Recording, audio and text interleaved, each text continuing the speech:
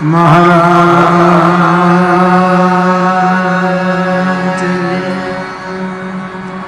પ્રિય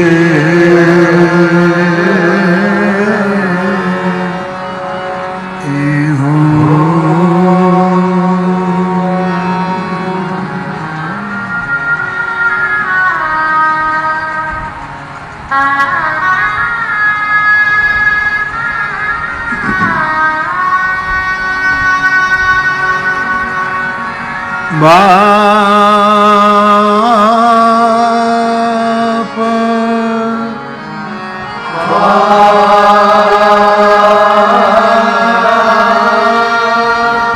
બાપ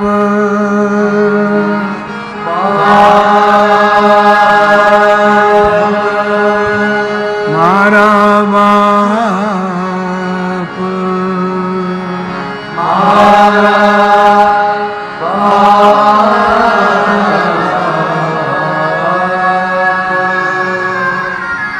બાપ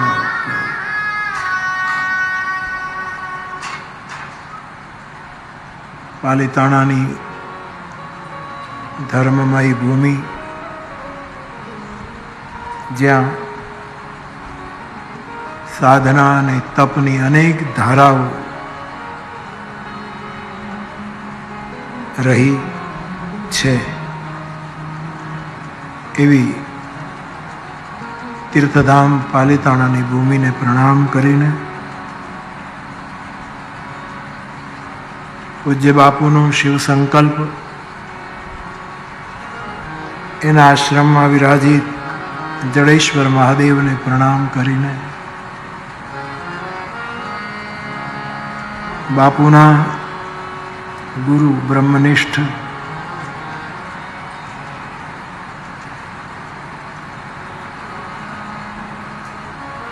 એમની સમાધિને પ્રણામ, પૂજ્યશ્રીને પ્રણામ અને કથામાં ઉપસ્થિત સૌ પૂજનીય ચરણોમાં મારા પ્રણામ. પાલિતાણા નગરમાં જુદા જુદા મંદિર, મઠો, આશ્રમો, ઉપાશ્રયો જે હોય, અને ત્યાં બેઠેલા સૌ પૂજ્યજનોને પણ પ્રણામ કરું છું. તદુપરાંત 9 દિવસીય રામકથાના 9 મનોરથી પરિવારો, એ 9 પરિવારોને પણ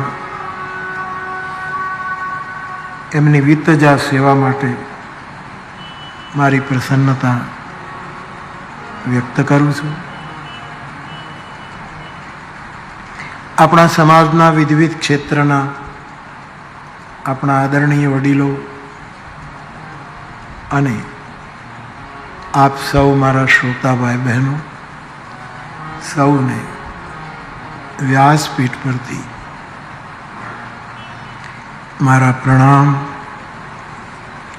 જય સિયારામ. માનસ શિવ સંકલ્પ આમ તો વૈદિક મંત્રનો આ એક ટુકડો છે.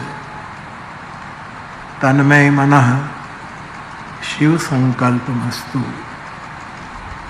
સૌ જાણે છે.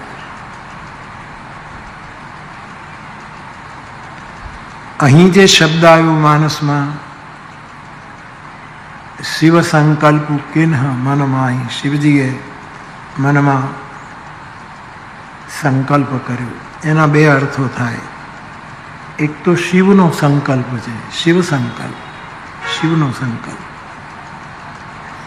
બીજું, આખાએ જગતનું કલ્યાણ થાય એવો સંકલ્પ, જેમાં સમગ્ર જગતનું કલ્યાણ થાય, કોઈ પણ ભેદભાવ વગર.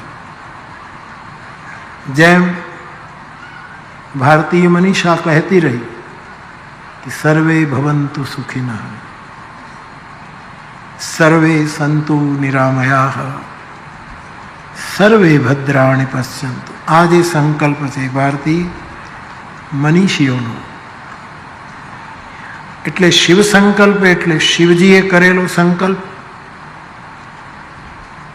અને શિવ સંકલ્પ એટલે સમગ્ર પૂરા અસ્તિત્વનું કલ્યાણ કરનારો સંકલ્પ. શિવ એટલે કલ્યાણ. ગુરુ કૃપા, ગ્રંથ કૃપા, સંતોના આશીર્વાદ,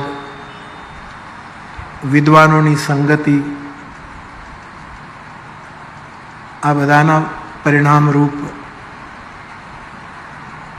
રામચરિતમાનસ ગાતા ગાતા મને કંઈ સમજાયું તે સંવાદના રૂપમાં આપની સામે મૂકું. પરંતુ એ પહેલાં એક વેદ મંત્ર મારે આપની સામે મૂકવો છે. સરળ છે, પણ એનો વિભાગ કરીને આ મંત્ર હું શું કામ બોલાવવા જઈ રહ્યો છું એ પછી કહીશ. પરંતુ વેદ દર્શન કરતા જે ગુરુ કૃપા પ્રાપ્ત થાય એ હું વાત આપની સાથે કરીશ. વેદની અંદર 10 પ્રકારની સુગંધના વર્ણનો છે. આ જગતમાં સુગંધ 10 પ્રકારની છે. આખરી ઊંચાઈથી કહેવાયેલા વચનો છે. પછી એનો સંદર્ભ મહાભારત તરફ જાઉં તો મહાભારતમાં પણ 10 પ્રકારની સુગંધનું વર્ણન છે. આપણે ત્યાં લોકો કહેતા હોય ભાઈ એની કીર્તિની સુવાસ ફેલાણેલી છે, એના સ્વભાવની સુવાસ જગતમાં વ્યાપ્ત છે. એ માણસનું જીવન સુવાસિત છે. તો એ 10 પ્રકારની સુગંધ ભગવાન વેદ વર્ણવે છે. એ હું આપની પાસે મૂકું અને પછી આ ગંધ શબ્દ શું કામ લઈ રહ્યો છું એ પછી કહું. પ્રસન્નતાથી અને ગંભીરતાપૂર્વક ભગવાનની કથાનું રસપાન કરજો. થોડુંક ગાંભીર્ય પણ જરૂરી અને પ્રસન્નતા તો બહુ જ જરૂરી. એવી રીતે આપ આ વાતને શ્રવણ કરજો.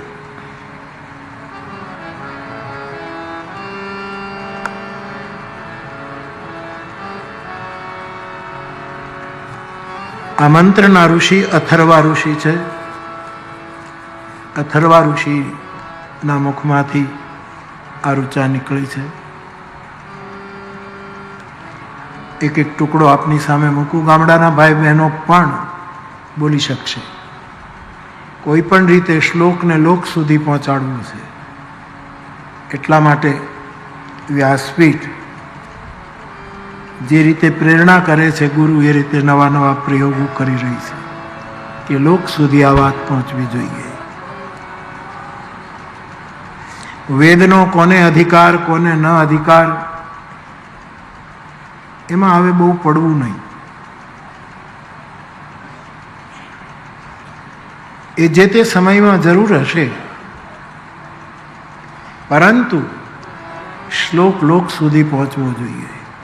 ये बहुत आवश्यक है अध्यात्म जगत के लिए. तो आइए मैं बोलूं फिर आप बद्दा ज बोलजो प्लीज.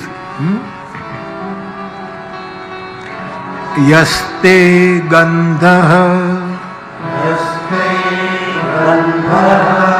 पहलो शब्द છે યસ્તે. ય સ અડધો અને ત જોડેલો, તને એક માત્ર તે. यस्ते गंधः यस्ते गंधः यस्ते गंधः पुरुषेषु पुरुषेषु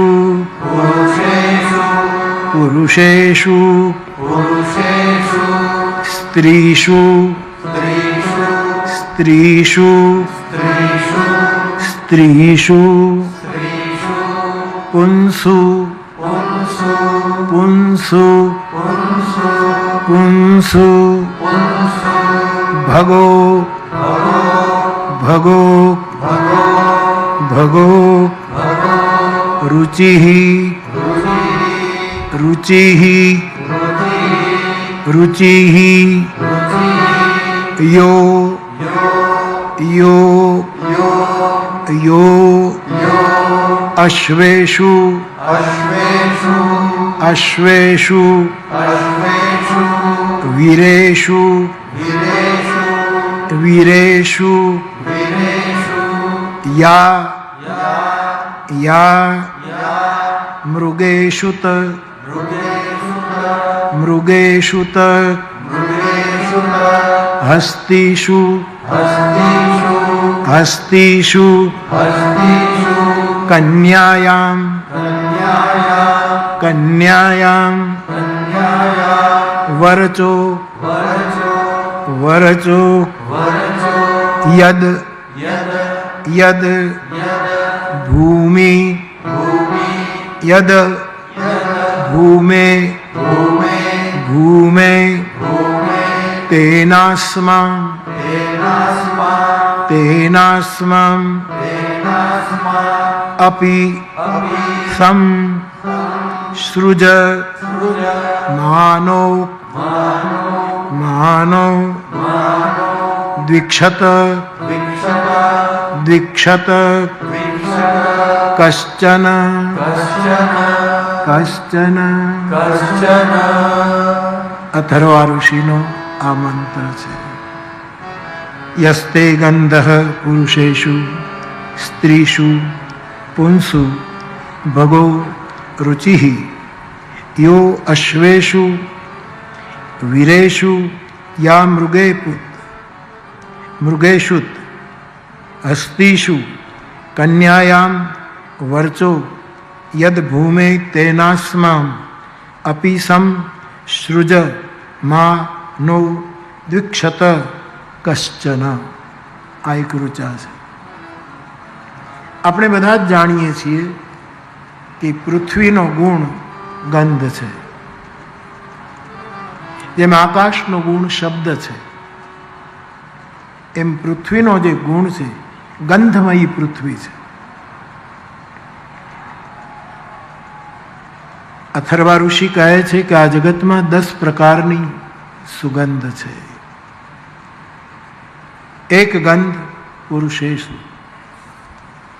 પુરુષની એક પોતાની ગંધ હોય છે. કોઈ પણ પુરુષ આધ્યાત્મિક દ્રષ્ટિ પરસેવાની ગંધ નહીં, પુરુષની એક આધ્યાત્મિક સુવાસ હોય છે. જેમ કે કૃષ્ણમૂર્તિની આજુબાજુમાં જનારા એમ કહેતા કે કૃષ્ણમૂર્તિની પાસે જઈએ છીએ તો અમને કંઈક ગંધ આવે છે. કૃષ્ણમૂર્તિ પરફ્યુમ વાપરતા હશે એ મને ખબર નથી, પણ કૃષ્ણમૂર્તિનો શ્રોતા વર્ગ, ભણેલો ગણેલો સાક્ષર લોકો, એ લોકોના નિવેદનો નોંધાયા છે કે કૃષ્ણમૂર્તિની પાસે બેસીએ ત્યારે આ પુરુષમાંથી અમને એક ગંધ આવે છે. એ સંભવ છે. તો એક પુરુષની પોતાની ગંધ હોય છે, સુવાસ, મહેક. આપ કલ્પના કરો કોઈ પરમ પુરુષ હોય એની ગંધ કેવી હશે? પરમ પુરુષ એ કેવી ગુણાતીત ખુશ્બુ હશે? હવે ઓછું થઈ ગયું, પણ હજી સુધી ગામડાઓમાં સમાધિ, પૃથ્વીનો ગુણ છે ગંધ, સમાધિમાંથી સુગંધ નીકળતી હતી. કલીએ કામ કર્યું, કલીનો પ્રભાવ આપણા મન ઉપર, કાળ ઉપર થયો. એ બધું ધીમે ધીમે ઓછું થયું, અથવા તો આપણું નાક એટલું બધું કમજોર થયું કે સુગંધને આપણે સ્વીકારી શકતા નથી.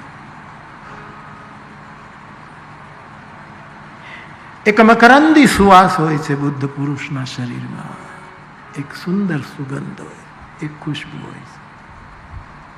વેદ નિર્ણય કરે છે. તો પુરુષની સુગંધ, પણ વેદ ભેદ ન કરી શકે. અને એમણે કહ્યું માતૃ શરીરની પણ અમુક સુગંધ હોય છે. સ્ત્રી શું?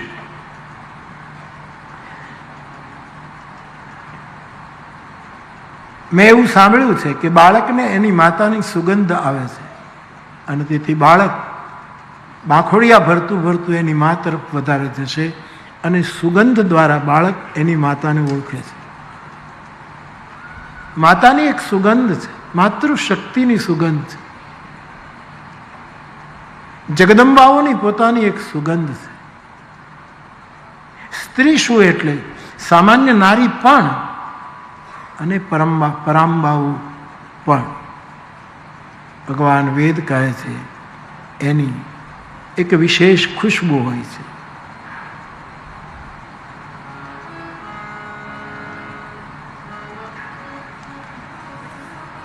પુંસુ પછી પશુઓ ગણાવ્યા છે, પણ જે પશુ છે, અમુક જીવ જંતુ છે, જીવો છે, પશુ છે, એની પોતાની એક સુગંધ હોય છે. ભગો, ભગ એટલે ઐશ્વર્ય, પ્રભાવ. પ્રભાવની પણ એક સુવાસ હોય છે, સુગંધ હોય છે. હા, પરમાત્માએ પ્રભાવની સુગંધ આપી હોય, ઐશ્વર્યની. કોઈને ભગવાને પૈસાનું ઐશ્વર્ય આપ્યું, કોઈને પ્રમાણિકતાનું ઐશ્વર્ય આપ્યું, કોઈને પદ પ્રતિષ્ઠાનું ઐશ્વર્ય આપ્યું, કોઈને પરોપકારનું ઐશ્વર્ય આપ્યું. આ ઐશ્વર્યની પણ એક સુગંધ હોય છે, એની ખુશ્બુ હોય છે. અને આ સુગંધ જેની પાસે હોય એને ઐશ્વર્ય મળ્યા પછી પણ એ છલકાતા નથી, છલકી નથી જતા, એ રહે. ડોક્ટર વીજળીવાળાએ, ભાવનગરવાળાએ એક પ્રસંગ લખ્યો છે કે અબ્રાહમ લિંકન જ્યારે અમેરિકાના પ્રથમ રાષ્ટ્રપતિ થયા, બહુ વિદ્વાન, બહુ સરળ ચિત્ત મહાપુરુષ, ત્યારે એનો વિરોધ કરનારા પણ ઘણા હતા. અને લિંકન જ્યારે રાષ્ટ્રપતિ બન્યા અને પહેલી સભા સંસદ કે જે હોય તે, અને બધા બેઠા હતા, ત્યારે અમુક ઈર્ષાખોર માણસો જે સહન ન કરી શક્યા હોય આ પ્રવાહની ખુશ્બુ, આ પ્રભાવની ખુશ્બુ. એટલું તો સારું થયું કે એની પાસે નાક હતું, કમસે કમ ખુશ્બુ લઈ શકતા હતા, એટલું સારું કહેવાય. એમાં એક માણસ ઊભો થાય છે, મિસ્ટર પ્રેસિડેન્ટ, આપ ભલે બહુ મોટા પદ ઉપર પહોંચ્યા, પરંતુ તમને ખ્યાલ રહેવો જોઈએ કે અમારા બાપ દાદાના અને મારા સુધી જે બૂટ સીવાતા હતા એ તમારા બાપા સીવતા હતા. લિંકનના પિતા મોચીનું કામ કરતા હતા. તેજોવધ કરવા માટે સેનેટમાં આવું નિવેદન કર્યું, ઉતારી પાડવા માટે. કોઈ પણ વિવેકી માણસ આવું ન બોલે. અમારા જોડા સીવતા હતા તમારા બાપા. આવો કટાક્ષ કર્યો. સભામાં સન્નાટો છવાઈ ગયો. અમુક લોકો રાજી પણ થયા, તાળીઓ પણ પાડી, બહુ સરસ આ માણસે લિંકનને સંભળાવ્યું. અમુક લોકો શર્મિંદા પણ થયા, પણ કંઈ બોલ્યા નહીં. અને બધાને પ્રતીક્ષા એ હતી કે આનો જવાબ લિંકન શું આપશે. અને બહુ જ સવિનય ઊભા થઈને લિંકને એનો જવાબ આપ્યો કે મને આનંદ થાય છે કે મને આ પદ પ્રાપ્ત થયું ત્યારે સેનેટ આપ સૌ મારા બાપને યાદ કરી રહ્યા છો, મારા પિતાનું સ્મરણ કરી. એનો મને ખૂબ જ આનંદ છે કે મારા પિતાનું સ્મરણ આપ કરાવી રહ્યા. અને હું પણ મોચીનો દીકરો એટલે મને પણ આવડે છે બૂટ સીવતા, જોડા સીવતા. મારા પિતા બહુ જ કુશળ મોચી કર્મ કરતા હતા. એના જેવું કોઈ બૂટ કોઈ બનાવી ન શકે. પણ કદાચ માણસ છે અને વડીલ આપ કહો છો તો મારા પરિવારના બૂટ મારા બાપા બનાવતા હતા. એમાં મારા બાપાથી ક્યાંક ભૂલ રહી ગઈ હોય અને તમારા વડીલોને બૂટ કચ્છું હોય. બૂટ નહોતું કચ્છું, આની પદ કચ્છું છે, બૂટ નથી કચ્છું.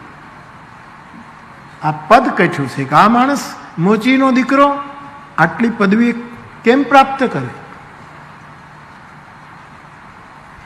તો હું આપ સૌની માફી માંગુ છું. અને તમારા છોકરાઓના બૂટ ચપ્પલ સીવવા હોય તો હજી હું બેઠો છું, ભલે હું અમેરિકાનો પ્રેસિડેન્ટ હોઉં. સન્નાટો છવાઈ ગયો. આ છે ઐશ્વર્ય પામ્યા પછી પ્રભાવની સુગંધ. આ છે પ્રભાવની સુગંધ. ઘણી વખત ઐશ્વર્ય પામ્યા પછી આપણે દુર્ગંધી બની જઈએ છીએ. આમ તો વાસ શબ્દ સારો છે, વાસ એટલે સુગંધ, પણ આમ ઓલા અર્થમાં કે એના મોઢામાંથી વાસ આવે છે, એના શરીરમાંથી વાસ આવે છે, આ રીતે પણ શબ્દ વપરાય છે. તો મારા શ્રોતા ભાઈ બહેનો, વેદ કહે છે ભગો ઐશ્વર્યની સુગંધ. ભગવાન રામની કીર્તિ ત્રિભુવનમાં ફેલાઈ ગઈ. ઈશ્વર છે. ભગવાન કૃષ્ણની કીર્તિ, એના સુયશ, એનું ચરિત્ર, એના ગુણગાન 5000 વર્ષ પછી પણ આપણે ભૂલી શક્યા નથી, શકવાના નથી. કારણ કે એની પાસે ઐશ્વર્યની ખુશ્બુ છે, એવું વેદ કહે છે. પછી કહે છે રુચિ. રુચિ એટલે સ્વભાવ. સૌને પોતપોતાની રુચિ હોય. આપણને આપણા સ્વભાવની સુગંધ આવવી જોઈએ. રુચિ. આપણને બીજાના સ્વભાવની બહુ ખબર છે, પણ આપણા સ્વભાવની ખબર જ નથી. તો કોક આપણને કહે કે તમારો સ્વભાવ આવો છે, સુધારો, ત્યારે જ ખબર પડે. રુચિ. આપણી પસંદગીની પણ એક ખુશ્બુ હોય છે. તમે કેવા કપડાં પહેરો છો એની એક ખુશ્બુ હોય છે. તમારી પસંદગી કેવી છે, તમારી હેર સ્ટાઇલ કઈ છે, તમારી ભોજનમાં રુચિ કઈ છે, તમે શું વધારે પસંદ કરો છો, તમે કોની સાથે બેસવાની રુચિ રાખો છો. ગમે ત્યાં પલાઠી વાળીને બેસી નથી જતા, કોની સાથે. આ બધી જ જે રુચિ છે એની એક ખુશ્બુ છે. એની ફલાણા ભાઈનો સ્વભાવ લાખોમાં એક, આવું આપણે કહેતો હોય. વેદોએ કેટલું ચિંતન કર્યું છે. વેદોને આપણે અપૌરુષેય ગણ્યા છે. ક્યારે બોલાયા શ્રવણ સંસ્કૃતિમાં, આણે સાંભળ્યું, શ્રુતિ વહેતી રહી. પણ કેટલો મોટો મનોવૈજ્ઞાનિક અભ્યાસ આ ઋષિમુનિએ, અથર્વ ઋષિએ કર્યો. સ્વભાવની સુગંધ.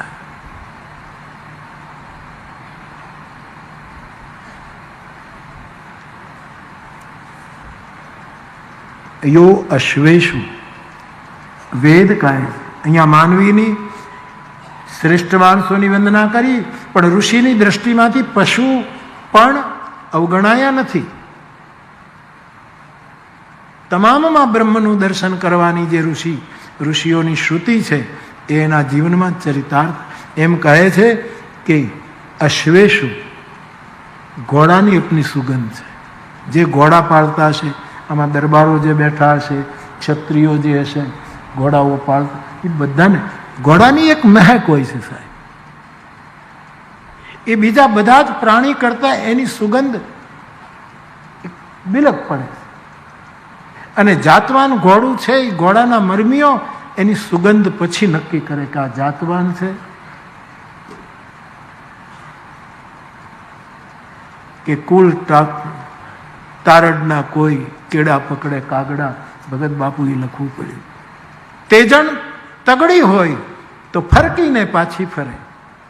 જાતવંત ઘોડું હોય, એના ઉપર બેઠેલો સવાર રેવાળ જતી હોય, વધારે ગતિ, એને પડી જાય કદાચ યુદ્ધના મેદાન, તો એ ઘોડું એની ચારે બાજુ રક્ષા કરે. તેજણ નીકળી જાય આગળ, પેલો સવાર પડી ગયો પણ પાછું આવે ઘોડું. તેજણ તગડી હોય તો ફડકીને પાછી ફરે, પણ કુળ ટારડ ના કોઈ, એ તો કેળા પકડે કાગડા. જે ટારડા હોય એ તો પાટું મારતું જાય ને પછી પાછું ભાગી જાય. અશ્વની પોતાની, તમે કલ્પના કરો, મહારાણા પ્રતાપનો ચેતક જે મૂળ ગુજરાતથી ગયેલું પશુ છે, એની ખુશ્બુ કેવી હશે? મહારાણા પ્રતાપની ચેતક. મહારાણાએ 3 જણને બાપ કીધા. એક તો પોતાના પિતાને બાપ કહ્યું, સૂર્યવંશી છે અને તેથી સૂર્યને બાપ કહ્યો. અને ત્રીજો, એ ચેતકની પીઠ ઉપર હાથ ફેરવે ત્યારે એમ કહે, બાપ ચેતક.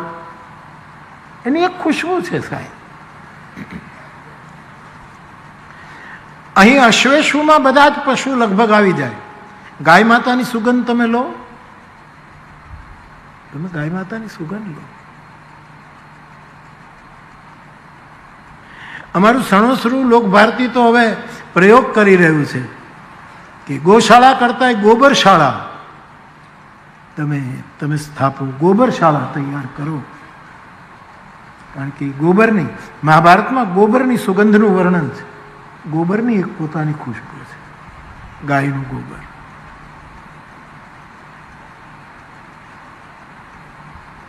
સુગંધિમ પુષ્ટિવર્ધનમ ઉર્વારુકમિવ બંધનાત મૃત્યોર મુક્ષી મામૃતા.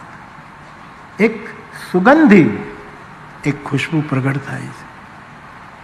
તો અશ્વેશુ, આવા ઘોડા, ઘણા ઘોડાઓને આપણે તારવી શકીએ. એની પોતાની એક મહેક છે. વીરેશુ, એ ઘોડા ઉપર સવારી કરનારા વીર પુરુષની પોતાની એક ખુમારીની સુગંધ. જે સવાર છે એની, ઝાંસીની રાણીની સુગંધ કેવી હશે જ્યારે ઘોડા ઉપર સવાર થઈ અને ખૂબ લડી મર્દાની, वो तो ઝાંસી વાલી રાણી थी. ઘણા દ્રષ્ટાંતો આપી શકાય. ઘોડું પુરુષાર્થનું અને પાવરનું પ્રતીક છે, એટલા માટે આપણે ત્યાં શબ્દ આવ્યો હોર્સ પાવર. એ શક્તિ અને ઉર્જાનું બહુ મોટું પ્રતીક ઘોડું આપણે માન્યો છે. તો અશ્વેશુ વીરેશુ, ઘોડા ઉપર સવારી કરનારો સવાર, એની પોતાની એક ખુશ્બુ હોય છે. વીરતાની ખુશ્બુ, શૌર્યની ખુશ્બુ, અને શૌર્યની સાથે ધૈર્યની ખુશ્બુ. શૌર્ય હોય અને ધીરજ ન હોય તો એ ખુશ્બુ લાંબો સમય ટકતી નથી.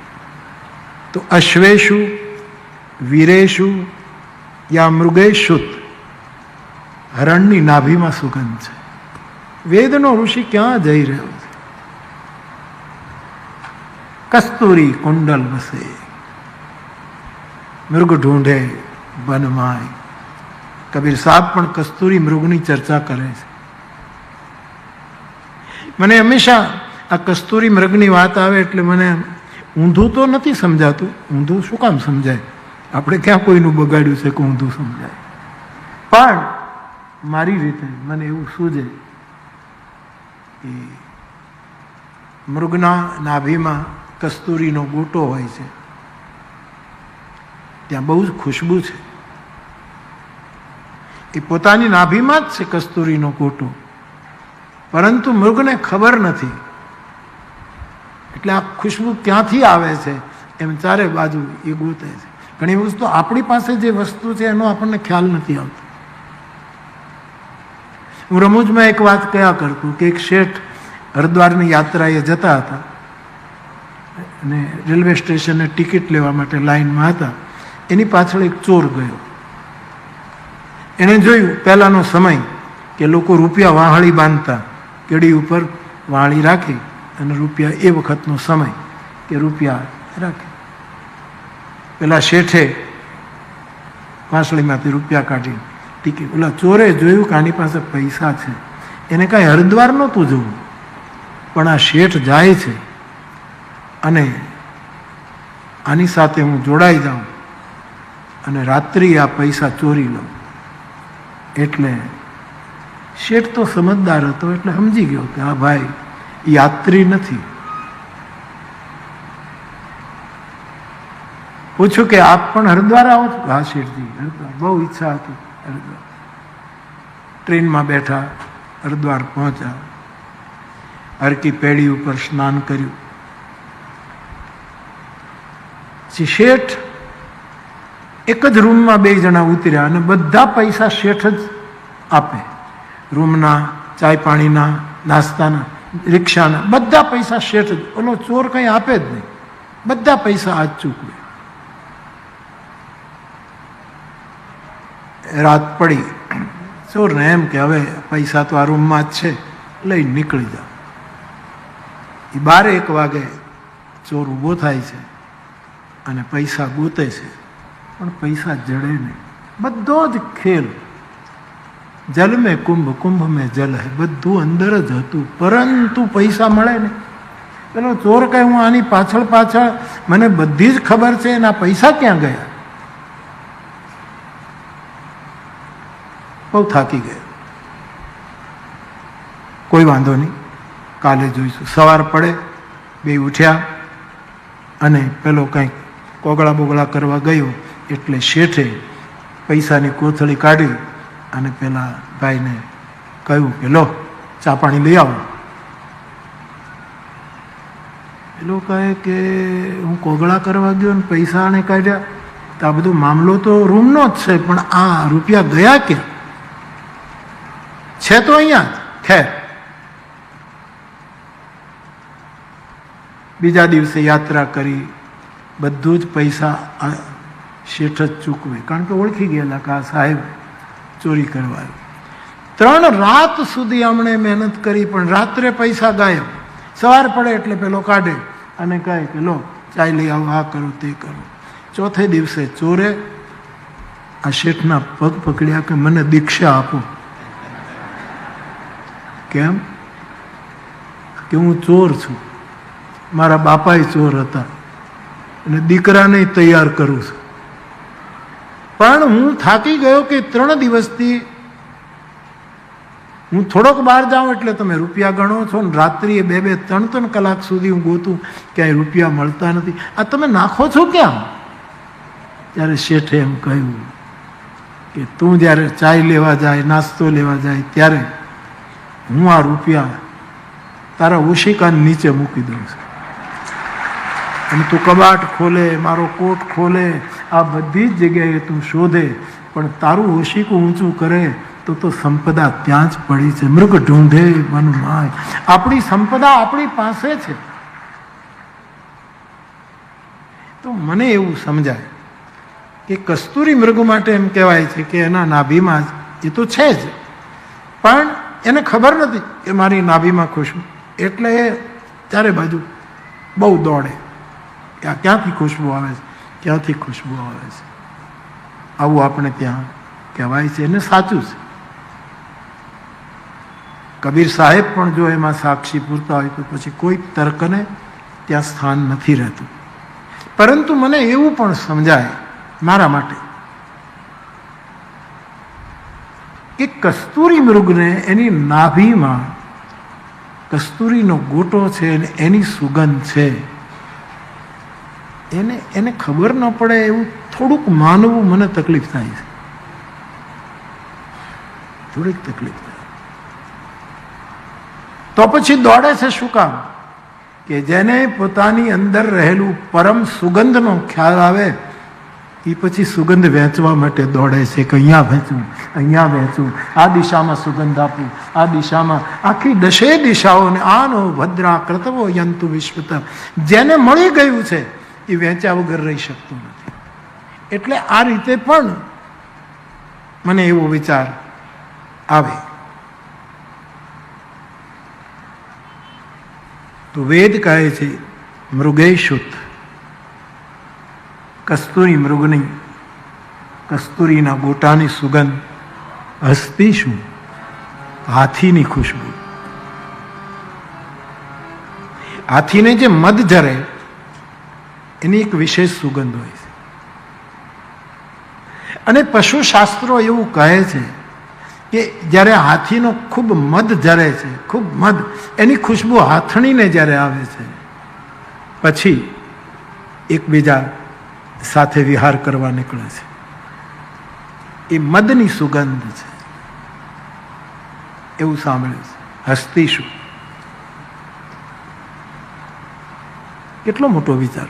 કન્યાયામ, કુંવારી કન્યાની પોતાની એક સુગંધ હોય છે. કુમારી દીકરી, નક્ષિક કૌમાર્ય જેનામાં હોય,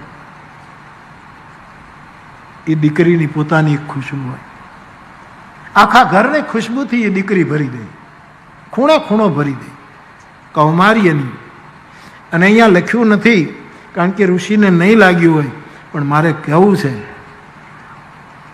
કે એ સમય જ્યારે હોય ત્યારે જે છોકરો નિયમપૂર્વક સંયમપૂર્વક જીવતો હોય તો એવા કુમારની પણ ખુશ્બુ હોવી જોઈએ. એ મારે કહેવું છે. આટલું આમાં ક્વચિત અન્ય ખાલી દીકરીની સુગંધ હોય.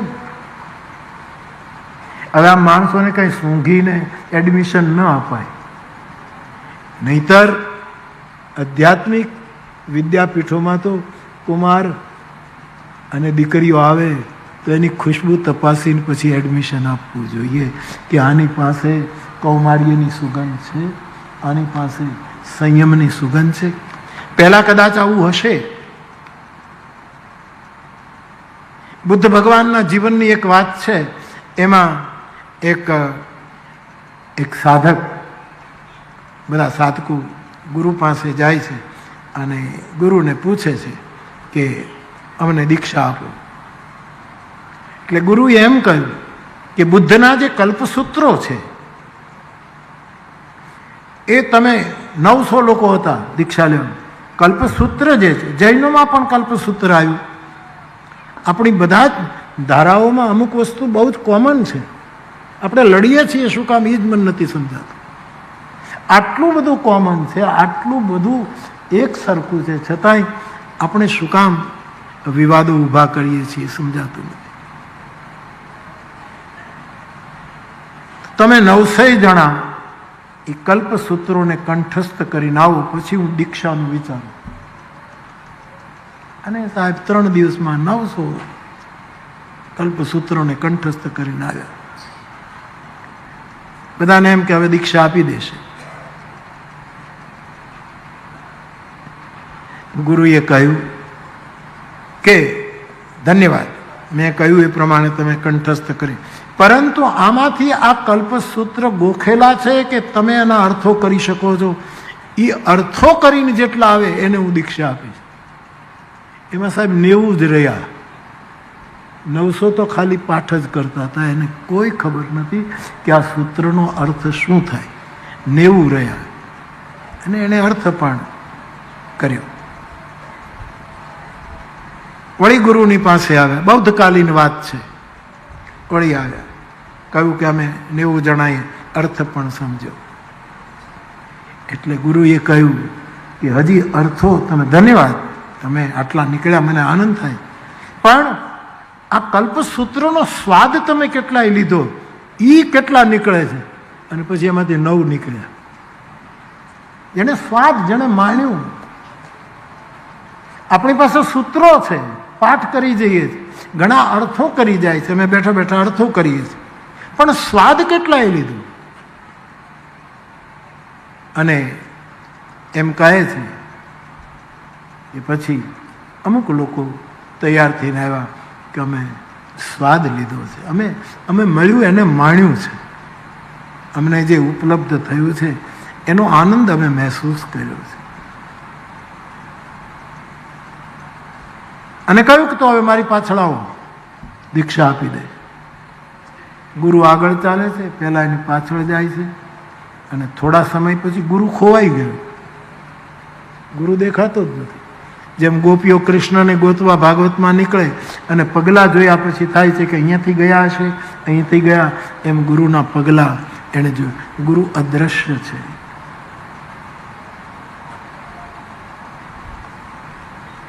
એ જે 9 જણા હતા પાછળ, એને અદ્રશ્ય ગુરુની ખુશ્બુ આવી છે અને એણે ગુરુને ગોતી લીધો. કારણ કે ખુશ્બુ, પાकिस्तानी शायराना કહે છે, તેરી ખુશ્બુ કા પતા કરતી હૈ, મુझ पे एहसान हवा करती है. એને ખુશ્બુ અને એ ગુરુ સુધી પહોંચી જાય. મારો કહેવાનો અર્થ એ છે બાપ, અને પછી એને દીક્ષા આપે છે. ખુશ્બુ જોયા પછી દીક્ષા આપવાની છે. કૌમાર્યની ખુશ્બુ, અને કહેવા દો સંયમી છાત્રની ખુશ્બુ હોવી જોઈએ. એનામાં ઉર્જા છે, ઉર્જાની ખુશ્બુ છે. હા, અત્યારે તો દેશકાળ બદલ્યો છે, એમાં આપણે ક્યાં જઈએ, પણ એડમિશન આપતા પહેલા આ વિચારવું જોઈતું. આવી રીતે એડમિશન અપાતા હતા, એને આપણે ગુરુકુળ કહ્યા છે. એને આપણે સાચા અર્થમાં વિદ્યાપીઠો કહી છે. તો આ વેદ મંત્રમાં મૃગેશુત હસ્તી હાથીની ખુશ્બુ, કન્યાયામ વર્ચો યદ ભૂમે તેનાસ્મામ અપિસમ સૃજ મા નો દીક્ષત કશ્ચન. આવી 10 પ્રકારની ગંધ આ લોકોમાં હોય છે. હવે ગંધ શબ્દ પકડીને વેદ આવી વાત કરે તો એની પાછળ કંઈક અર્થ હશે, કંઈક અર્થ હશે. મહાભારતનું મને બહુ સ્મરણ નથી, પણ ત્યાં પણ 10 પ્રકારની ગંધ છે. અબીલ, ગુલાલ, ચંદન, એની ખુશ્બુ એમાં લીધી છે. એની એક ખુશ્બુ છે. ગાયના ગોબરની ખુશ્બુ બતાવી છે. અષ્ટગંધની ખુશ્બુ બતાવી. ત્યાં પણ કુમારી અને કુમાર એની ખુશ્બુનું વર્ણન મહાભારતે પણ કર્યું છે. પશુઓનું અમુક છાણ, એની એક મહેક છે અમુક પ્રકાર. પશુઓના મલમાં પણ ખુશ્બુ છે, એક માણસને છોડીને, જેને મહાભારતે અનિષ્ટ ગંધ કહી છે. એ અનિષ્ટ ગંધ છે, ઈચ્છવા યોગ્ય ગંધ નથી, એવું મહાભારત કહે.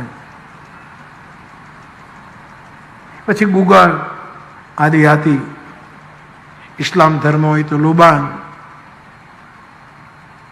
જૈન ધર્મ હોય તો વાસ્કેત, ભસ્મ લઈને આશ્રિતોના માથા ઉપર નાખે આચાર્યો, ભગવંતો. એની પોતાની એક ખુશ્બુ છે. એવું મહાભારતમાં પણ છે, મને બધું સ્મરણમાં નથી, પણ 10 પ્રકારની ખુશ્બુ મહાભારતની. મારે આપને કહેવું છે એ કે જેણે શિવ સંકલ્પ કર્યો છે એની પાસે એક ગંધ હોય છે. યા તો શિવે સંકલ્પ કર્યો, અથવા તો આખા જગતનું કલ્યાણનો જેણે સંકલ્પ કર્યો. મેં તો અચિંતા અહીંયા આવ્યા પછી આ વિષય પકડ્યો, કારણ કે આ બાપુ શિવ સંકલ્પ બોલ્યા જ કરતા હતા કે આ શિવ સંકલ્પ છે, એટલે મેં આ વિષય પકડ્યો છે. તો જગત આખાના કલ્યાણનો જે શિવ સંકલ્પ કરે એનામાં એક ગંધ ઉત્પન્ન થાય છે, એક ગંધ. અને શિવ શાસ્ત્રો એમ કહે છે, શિવ સૂક્તો એમ કહે છે કે ભગવાન શિવની જ્યારે ગંધ, કલ્યાણકારી ગંધ આવે છે ત્યારે ગંધર્વો કૈલાસ જાય છે, આવું શિવ સૂક્ત કહે. ગંધ અને ગંધર્વનો સમન્વય કર્યો શાસ્ત્રકાર. એમનેમ નથી જતા. ગંધર્વો ઇન્દ્રના દરબારની શોભા છે, અપ્સરાઓ, ગંધર્વો ઇન્દ્રના દરબારની શોભા. યદ્યપિ રામાયણમાં કૈલાસ પર આ બધાનો નિવાસ બતાવ્યો, પણ એ ક્યારે? જ્યારે પોતાના બુદ્ધ પુરુષની ગંધ આવે છે ત્યારે ગંધર્વો ભગવાન શિવની પાસે છે. કારણ કે શિવ સંકલ્પ વિશ્વ કલ્યાણકારી સંકલ્પ છે. તો એટલા માટે આ વેદ મંત્રમાં દ્રષ્ટિ ગઈ માટે થોડીક ગંધની વાત કરી. શિવ સંકલ્પ એમાં શબ્દ હોય છે, યદ્યપિ શંકર ભગવાન ઊંચા અવાજે બોલ્યા નથી કે હું સતીનો ત્યાગ કરું, પણ એહી તન સતી ભેટ મોહી નાઈ શિવ સંકલ્પ, મનમાં એમણે આ સંકલ્પ કર્યો છે, જેમાં સતીનું પણ કલ્યાણ છે, જગત આખાનું કલ્યાણ છે. તો જ્યાં શિવ સંકલ્પ છે ત્યાં શબ્દ છે. અહીંયા શબ્દ નથી, પણ મારે કહેવું જોઈએ શબ્દ છે. રામાયણના એક ગાયક તરીકે કહેવું શબ્દ છે, કારણ કે સંકલ્પ કર્યો એટલે આકાશવાણી થઈ છે. આકાશવાણીના શબ્દએ આ વસ્તુને ટેકો આપ્યો છે. આકાશવાણી થઈ, ત્યાં શબ્દ આવ્યો. અમુક મહાપુરુષોનો શિવ સંકલ્પ એને અસ્તિત્વ બિરદાવે છે, એનો જય જયકાર કરે છે. જ્યારે અસ્તિત્વ તરફથી પ્રમાણ મળવા માંડે, આખી કાયનાત જ્યારે એના સંકલ્પની આરતી ઉતારે, ત્યારે સમજવાનું કે આ સંકલ્પ શિવ સંકલ્પ છે. તો શબ્દ એની સાથે જોડાયેલો છે. કોઈ સંકલ્પ બોલીને કરે, જૈસે કર્મકાંડમાં બ્રાહ્મણ દેવતાઓ ઓમ વૈષ્ણવે નમઃ વિષ્ણુ સંકલ્પ કરાવે ત્યારે 3 વખત વિષ્ણુ ભગવાનનું સ્મરણ કરો, હસ્તે જલમાદાએ આમ પી લો, આ કરો. કેટલી પ્રકારના સંકલ્પો આપણે ત્યાં કર્મકાંડમાં આવ્યા. આચાર્ય પણ શબ્દ બોલે, પણ આ તો મહાદેવનો સંકલ્પ છે, એટલે આકાશવાણી બિરદાવે છે કે આપના સમાન ભગવાનની ભક્તિને આટલી ઊંચાઈ મહાદેવ કોઈ આપી શકે જ નહીં. ધન્ય છે આપ. આવો શબ્દ શિવ સંકલ્પ સાથે જોડાય. પોતે મનમાં બોલ્યા છે, પણ શબ્દ જોડાય. શબ્દ પછી સ્પર્શ.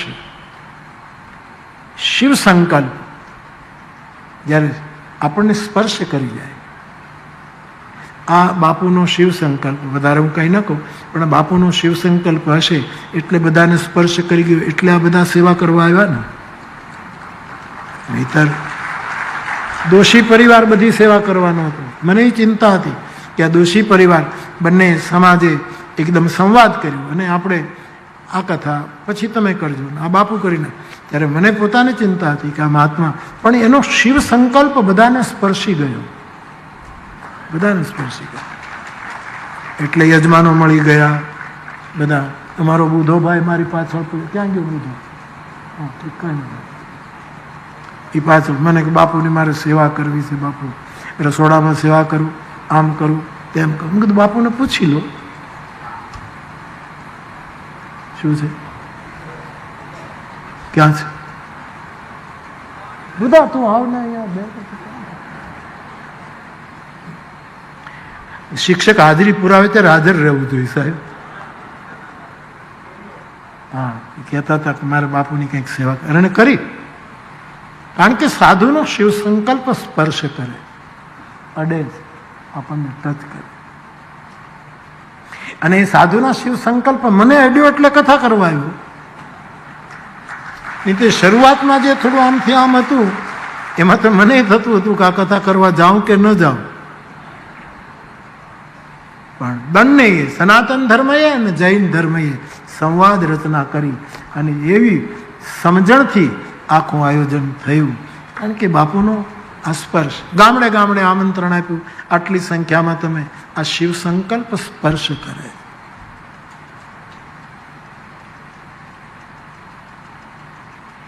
શિવ સંકલ્પ અને આકાશવાણીનો શબ્દ સાથ આપે છે. શિવ સંકલ્પ દરેક વ્યક્તિને સ્પર્શ કરે છે. શબ્દ, સ્પર્શ, રૂપ. શિવ સંકલ્પ હોય એક રૂપ, આવું મોટું રૂપ ધારણ કર્યું સંકલ્પે. કથાનો આવો મંડપ, રસોડાના મંડપ, ઉતારાના મંડપ. આમ તો અમે પહેલાં તો બધાએ વિચાર્યું હતું કે સતુવા બાબાની જગ્યા છે ત્યાં કથા તો પાલીતાણા નજીક પડે, પણ બાપુનો સંકલ્પ કે મારા ગુરુની સમાધિની આજુબાજુ જ કથા થવી જોઈએ, અને એ કર્યું. કેવું રૂપ ધારણ કર્યું જુઓ, કેવું રૂપ ધારણ કર્યું. પણ શંકરે સંકલ્પ કર્યો ત્યારે કયું રૂપ આવ્યું? શબ્દ તો આવ્યો આકાશવાણીનો. આ રામાયણની રહસ્યમય વાતો છે સાહેબ. આ ભાષ્યોમાં નથી આવતું, આ બિટવીન ધ લાઇન્સ છે. આકાશવાણીનો શબ્દ સાતપુર, સ્પર્શ કરે. શિવ સંકલ્પ જગતના કલ્યાણનો મંત્ર દરેકને સ્પર્શ કરે. ગાંધીના કલ્યાણમય સંકલ્પો અમુક લોકો જરૂર ન સમજાવીને વિરોધ કર્યો પણ સ્પર્શ બધાને કરતો. ગાંધીના જીવનને આપણે જોઈએ તો શરૂઆતમાં ઘણા એના સંકલ્પોથી વિરુદ્ધમાં હતા કે અહિંસાથી કાંઈ થાય નહીં બાપુ. આ વિચારની સાથે કેટલા લોકો અસહમત હતા, પણ એ વસ્તુ સ્પર્શ કરતી હતી બધાને. સ્પર્શ કરી, આ બધાને સ્પર્શ કરી ગઈ એટલે આટલી જનતા ભગવત કથા શ્રવણ કરવા. તો શબ્દ, સ્પર્શ, પછી રૂપ, આ રૂપ ધારણ કર્યું છે.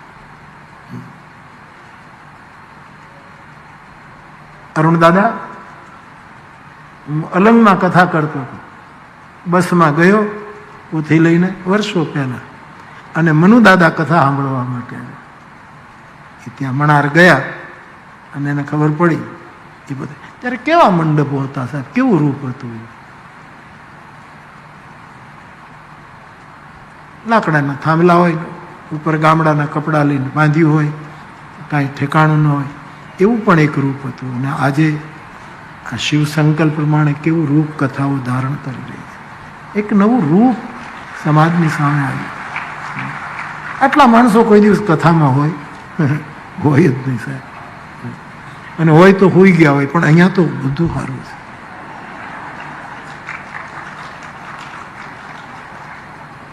મને ગઈ કથામાં કોઈકે લખ્યું હતું કે દવા ના દો કે દુઆ ના દો પણ બપોરે હુવા તો દો. આવું કોઈ લખ્યું. દવા ના દો કે દુઆ ના દો પણ કથામાં હુવા તો દો. હવે એવું નથી રહ્યું. જાગૃતિપૂર્વક કથા સંભળાઈ રહી છે. હા, આનું પરિણામ આવે એટલા માટે અમારી સણોસરા લોક વિદ્યાપીઠ પ્રયત્નો કરી રહી છે કે આનું પરિણામ આવે, કંઈક બંધાય. આ પ્રવાહ એમને જતો ન રહે. કથાની પોતાની ગરિમા છે, પરંતુ ગંગા તો ગંગા જ છે, એમાં તો કોઈ સવાલ નથી. પણ ગંગાને ડેમ બંધાય, એમાંથી કેનલો નીકળે, વીજળી ઉત્પન્ન થાય, અનેક ખેતી નવપલ્લવિત બને, ગંગાનું ગંગાપણું સુરક્ષિત રહે અને એ કંઈક પરિણામદાયી બને. એટલા માટે સણોસરા પ્રયત્ન કરે, લોકભારતી પ્રયત્ન કરે. તો બાપ કંઈક મારણ તમારે કરવું પડશે. મારે કોઈની પાસેથી કાંઈ લેવા દેવા નથી, કાંઈ કોઈની પાસેથી લેવું નથી, કાંઈ નથી. છતાં હું આજ 80 વર્ષે સતત દોડું છું, સતત. એનો મને આનંદ છે. આ કોઈ તમારી કોઈ સંવેદના પ્રાપ્ત કરવા માટે નથી બોલતો, અને લોકોની સંવેદનાનું બહુ મૂલ્ય પણ નથી હોતું. પણ શું કામ દોડું છું? કે મારું રાષ્ટ્ર જાગે, મારા યુવાનો જાગે, મારા ભાઈ બહેનો જાગે. ખાલી પહેલા બેસવા માટે પડાપડી ન કરો, કંઈક નિર્ણય કરીને પહેલા આવવા માટે પડાપડી કરો કે હવે અમે આમ કરીશું, હવે અમે આમ કરીશું. ખાલી પહેલું બેસવું એ તો સારી વસ્તુ છે, બેસો, એની કોઈ ના નથી પાડતી.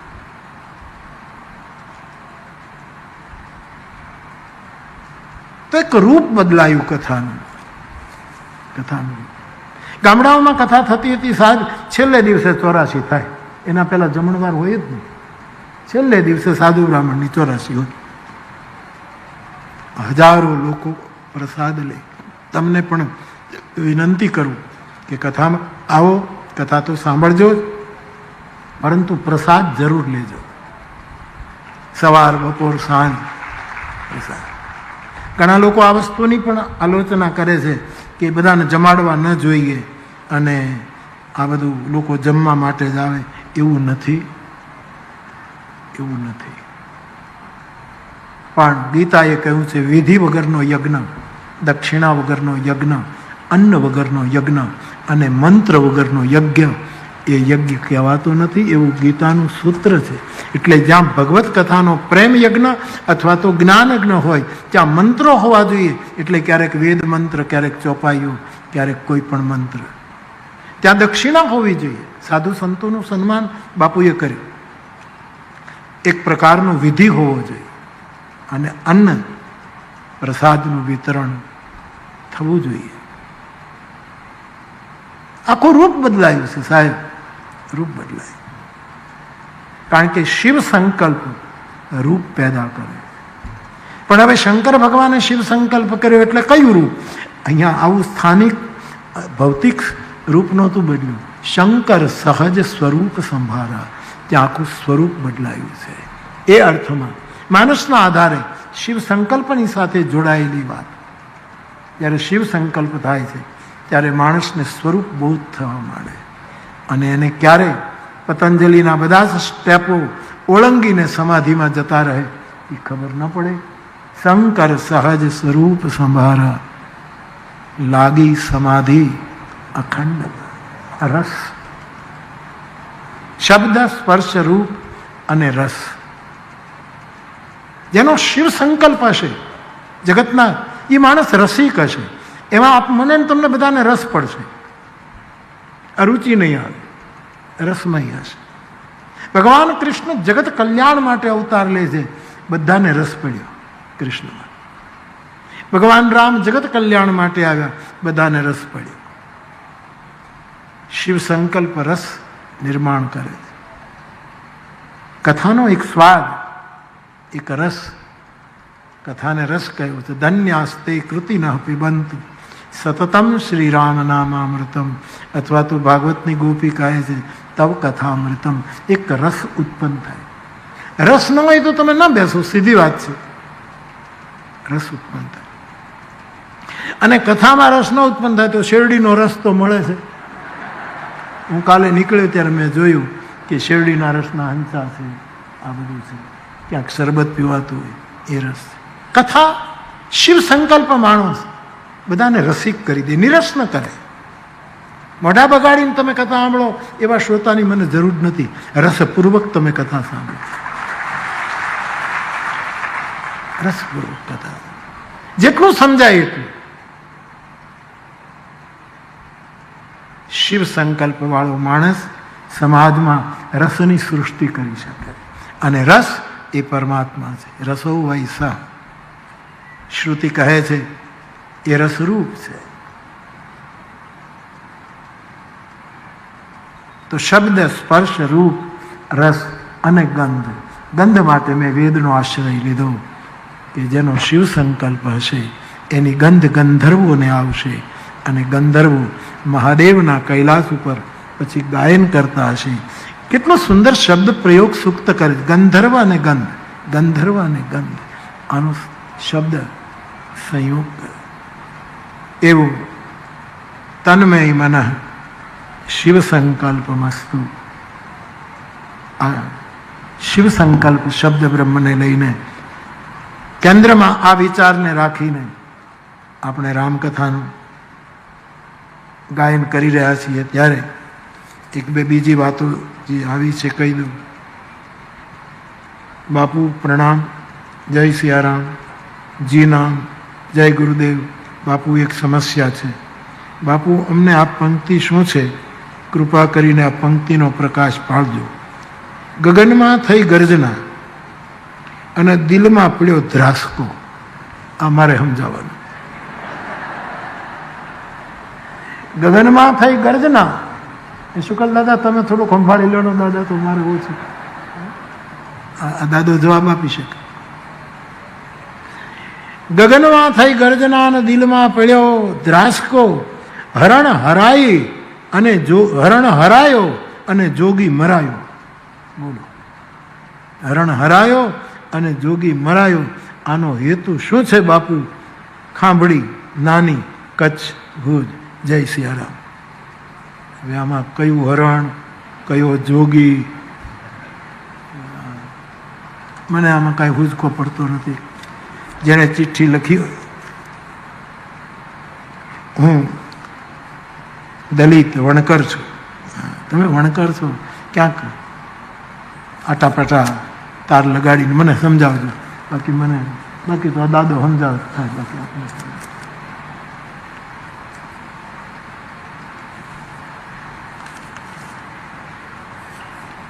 તો બાપ ફરી એક વખત આ મંત્રો, ચોપાઈ રૂપી મંત્રોનું ગાયન કરીએ, જેના આધારે આપણે માનસ શિવ સંકલ્પની સંવાદી કથા કહી રહ્યા છીએ.